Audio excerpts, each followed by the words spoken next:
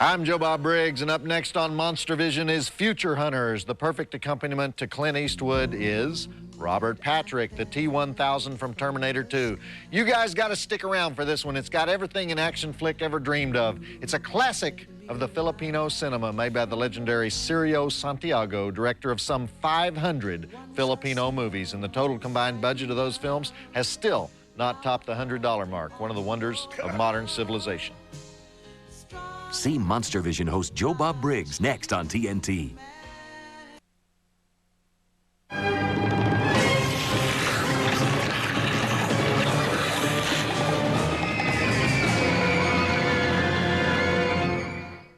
Hey, I'm Joe Bob Briggs, and tonight we've got one of the finest futuristic post-Holocaust kung fu road movies with sledgehammer-carrying midgets ever filmed in the Philippines. I'm not kidding. But before we get to that, a lot of you may have noticed that young children frequently write into Monstervision, even though this show comes on way past their bedtimes, and sometimes they're seeking advice from Uncle Joe Bob. Hence, a few tips from my own childhood.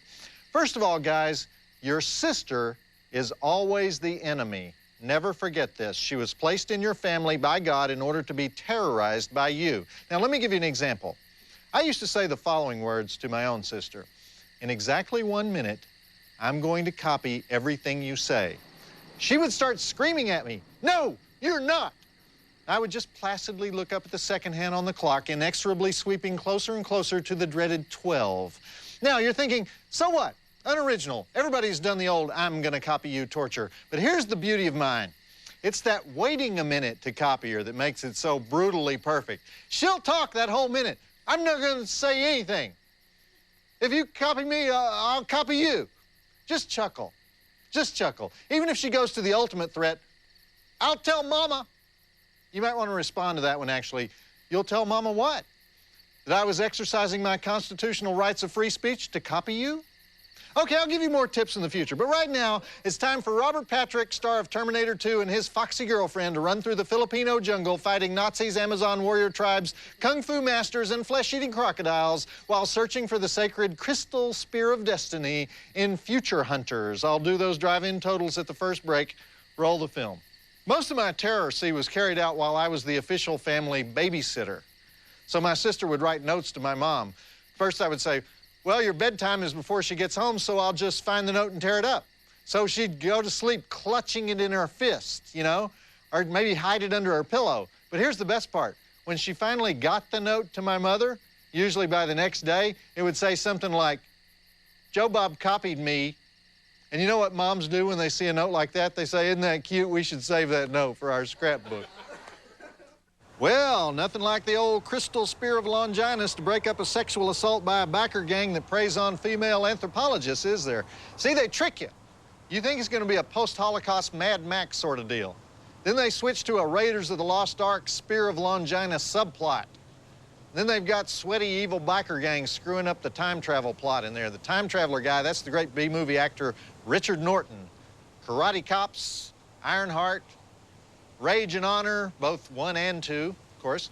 Okay, let's do those drive-in totals I promised. We have 70 dead bodies, 3 motor vehicle chases with 5 crash and burns, hand biting, stabbing, exploding helicopter, exploding airplane, exploding tent, exploding Nazi, spear to the back, multiple spears to the chest, candelabra to the head, 1 sword fight, multiple kung fu, suitcase fu, ex-marine fu, midget fu, babes in fur bikinis wrestling over an alligator pit fu, 3.5 stars. Let us continue now.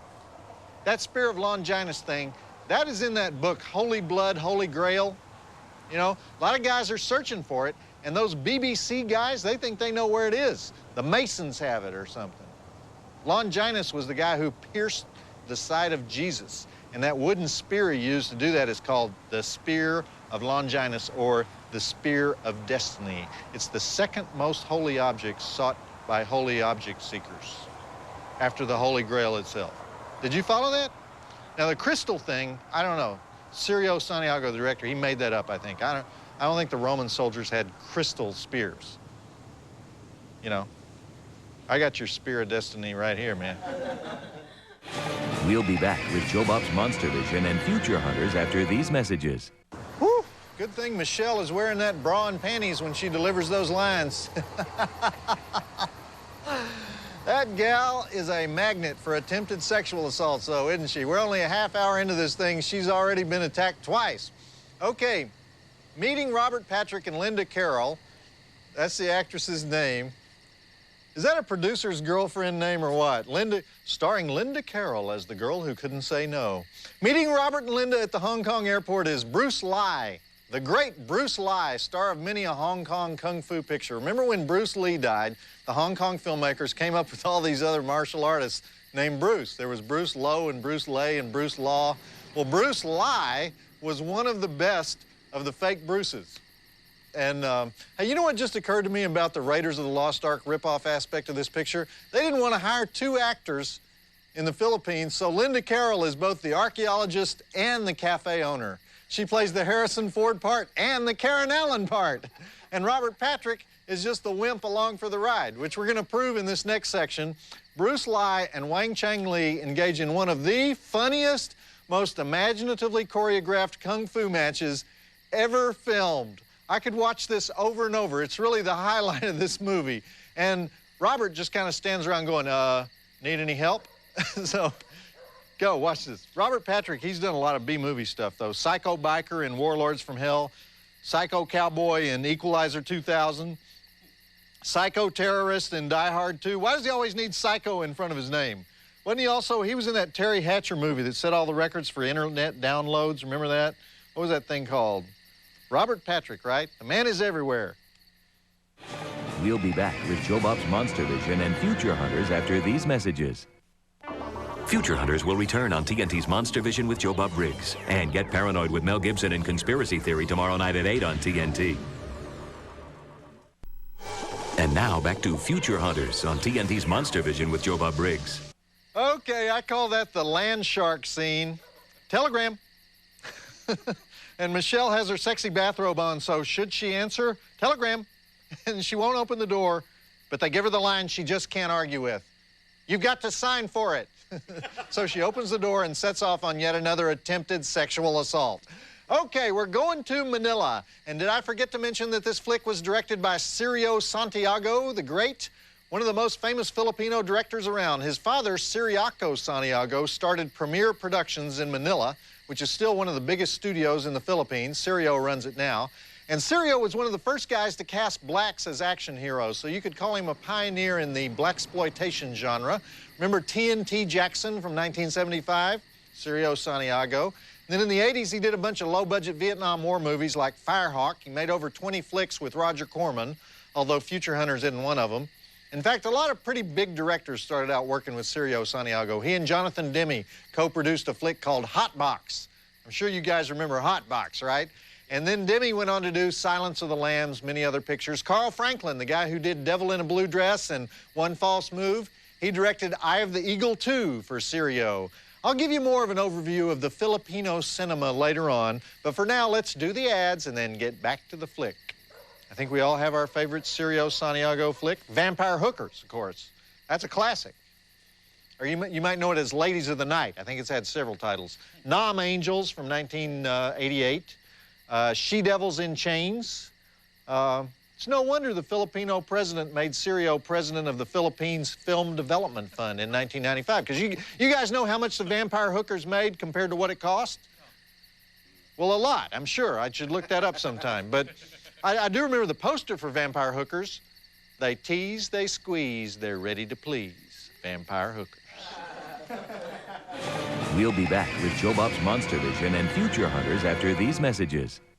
Don't you just love it when the motor vehicle chase starts in the nighttime but ends up in broad daylight? That was a long mother of a chase, wasn't it? And about 5 minutes back, was I hearing right? Did the Nazi professor stop the big guy from shooting the heroes by saying, "No, that would spoil our fun"? I must not have heard that, right? And speaking of fun, it's time for Joe Bob's Advice to the Hopeless with the funnest male girl around, Rusty. Funnest, huh? Yeah, fun, funner, funnest. I believe that's fun, most fun, and mostest fun. Whatever you say. Oh, by the way, I have a joke for you. Okay. Okay. How are men like fine wine? How are men like fine wine? I don't know. Okay, because they start out like grapes, and then it's our job to stomp on them and keep them in the dark until they mature into something that we'd like to have dinner with. That's very funny. Ha ha. Have you got a letter for me? I do. Actually, this is an email. It's from Jeff Brown of Elizabethtown, Kentucky for Joe Bob at Turner.com. Thank you for that plug. Joe Bob, my wife and I used to love staying up late and watching Monstervision. You were drinking beer and being rude and saying what was on your mind, a real rebel. Now, you're wearing a tie and showing Willy Wonka. We all think that Jane Fonda had a chat with you about your future. Bad timing on that one, right? It is not too late to turn back, man. So grab a cold one and put on Return of the Living Dead, and you will probably recover. Hope the best for you, Jeff Brown, Elizabethtown, Kentucky. Well, Jeff, you got your wish. I didn't like showing all that primetime mush anyway, so I bailed on the first movie. I'm concentrating on the late show, Monstervision. Is that what you're telling him? Shut up, Rusty. You're wrong about the beer, though. This is V8, 3.2 Oklahoma V8 in a can. All right, keep writing me, care of TNT, 1010 Techwood Drive, Atlanta, Georgia, 30318. Or you could email through the Monstervision website, tnt.turner.com/Joe Bob. Exactamundo. So, Rusty, how are women like fine wine? I don't know. They all start out fresh, fruity, and intoxicating to the mind, and then turn full-bodied with age until they go all sour and vinegary and give you a headache. What? That was funny. Maybe I didn't tell it right. Hey, I laughed at your masculist joke. We'll be back with Joe Bob's Monstervision and Future Hunters after these messages. And now back to Future Hunters on TNT's Monstervision with Joe Bob Briggs. Did some Nazi soldiers just fight a battle with some samurai on horseback, preceded by an airplane crash and followed by a gun battle on a rope bridge? Is that what I just watched? I thought so. And before that was the all-night chase scene. And you know that wherever you see a fruit stand in a chase scene, they're going to run over the fruit stand, right?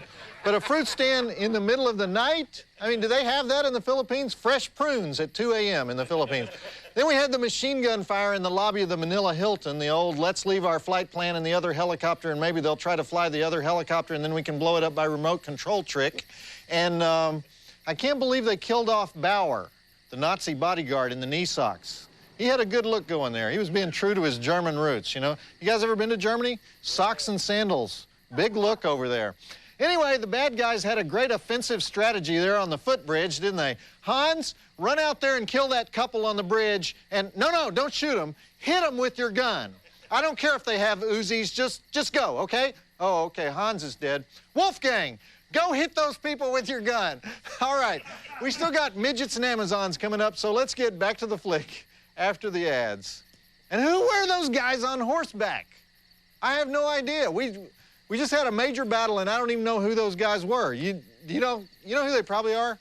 They represent nature going against the evil forces of man gone bad. The horse being the classic image of rural life, and that was the sort of the Ingmar Bergman part of the flick.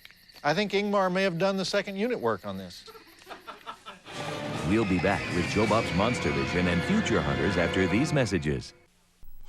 And now back to Future Hunters on TNT's Monstervision with Joe Bob Briggs. Well, that Michelle, she's always falling out of her dress, isn't she? What a goofball. Is she still wearing her high heels in the jungle? I thought so, okay.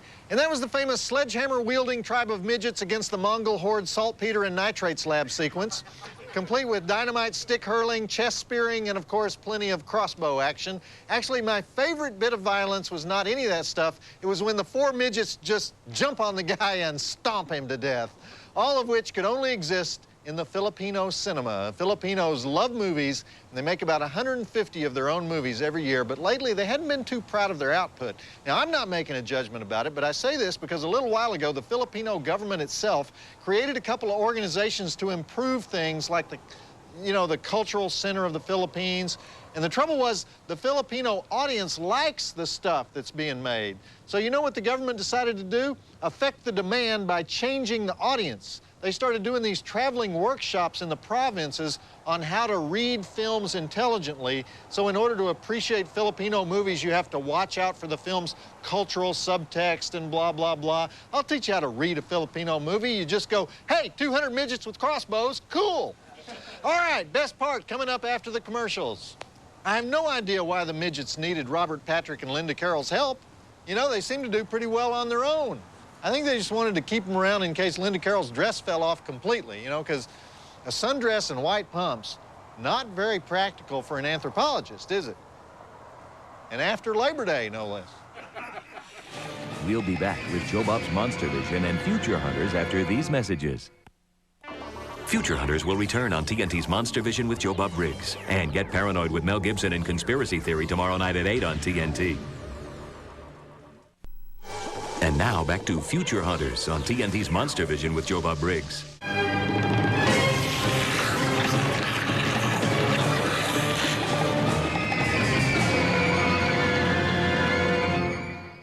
And those Filipinos do know how to end a movie, don't they? An earthquake, an avalanche, a speared Nazi, and a midget rescue. And of course, you can't go wrong with cat-fighting Amazons in fur bikinis dangling over the flesh-eating crocodile pit. That was Ursula Marquez as the Amazon Queen. Future Hunters was the first in a series of one movie for Ursula. A woman with two amazing talents, though, matched only by the two talents of Elizabeth Oropesa as the Huntress. That alligator had one sumptuous snack, didn't he? Okay, I want to let you know that next week we have an encore performance of the classic Planet of the Apes. Charlton Heston bears his buttocks and kisses a monkey. Not necessarily in that order. In the science fiction standard, if you missed it last time we showed it, do not repeat that mistake. And that's it for me, Joe Bob Briggs, reminding you that the light at the end of the tunnel just may be a muzzle flash. Did you guys hear the one about the team of archaeologists who were excavating in Israel when they came upon a cave? And written on the wall of the cave are the symbols of a woman, a donkey, a shovel, a fish, and a Star of David. You don't have to remember that. The writings are determined to be at least 3,000 years old, and the piece of stone is removed and it's brought to the museum, and archaeologists from around the world come to study the ancient symbols, and they hold a huge meeting after months of conferences to discuss the meaning of the markings. And the president of the society points at the first drawing and he says, "This looks like a woman, so we can judge that this race was family-oriented and held women in high esteem. You can also tell they were intelligent, as the next symbol resembles a donkey. So they were smart enough to have animals help them till the soil. The next drawing looks like a shovel of some sort, which means they even had tools to help them. Even further proof of their high intelligence is the fish, which means that if a famine had hit the earth and the food didn't grow, they would take to the sea for food. And then the last symbol appears to be the Star of David, which means they were evidently Hebrews." And the audience applauds, but then this little old man stands up in the back of the room and he says, "You idiots, Hebrew is read from right to left. It says, 'Holy mackerel, dig the ass on that woman.'" Joe Bob Briggs reminding you that the drive-in will never die. You guys know the difference between an Israeli and an Israelite? A third less calories.